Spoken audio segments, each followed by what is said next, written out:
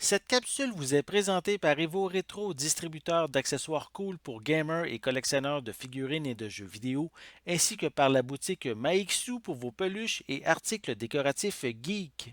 Bonjour à toutes et à tous, ici Maxime pour Ciné Techno et aujourd'hui je vais faire la critique du film Sam.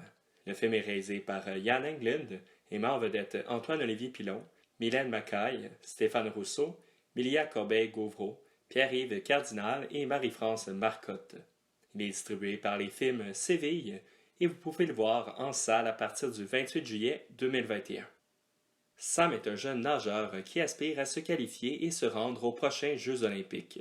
Il est entraîné par sa sœur Judith qui suit son quotidien à la loupe et s'assure qu'il soit un exemple de discipline. À la suite d'un accident majeur, sa carrière est mise en suspens et il doit revoir ses objectifs. Le réalisateur et acteur Jan Englund nous propose avec Sam son deuxième long métrage. Comme dans son premier film, 1,54, le réalisateur a choisi Antoine-Olivier Pilon pour le rôle principal. Ce nouveau film de Jan Englund, cette fois co-scénarisé avec André Guluni, a selon moi les mêmes qualités mais également les mêmes défauts que son prédécesseur.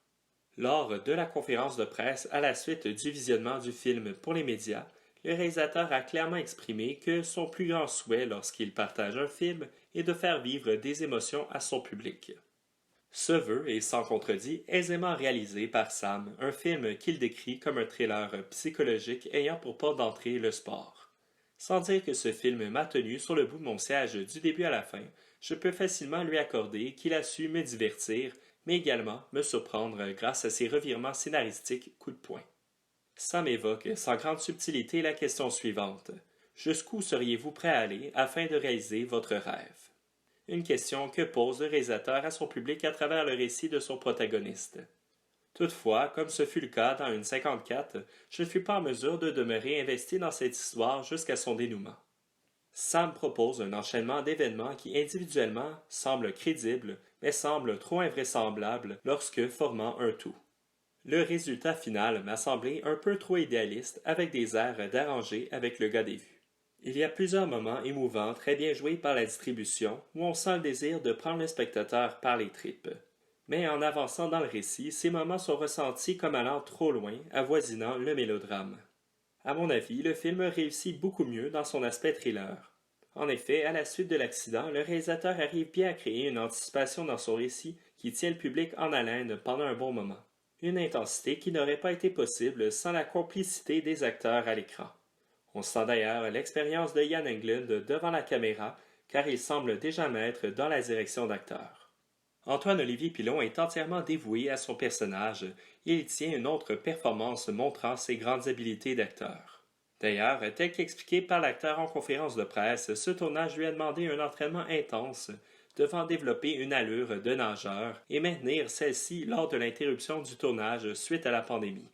Mylène Macaille propose une interprétation très solide dans un personnage secondaire, plutôt effacé, souffrant de sa dépendance au lien l'unissant au personnage principal.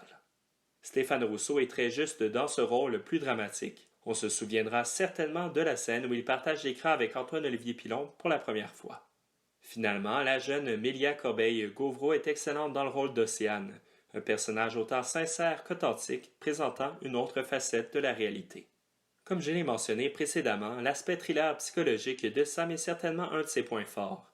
Dès la séquence d'ouverture, la rapidité du montage donne le ton avec les images d'une compétition de natation.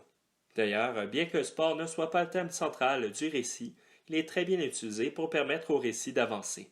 De plus, le réalisateur est en mesure de proposer une belle intensité avec ses plans séquences et ses mouvements de caméra.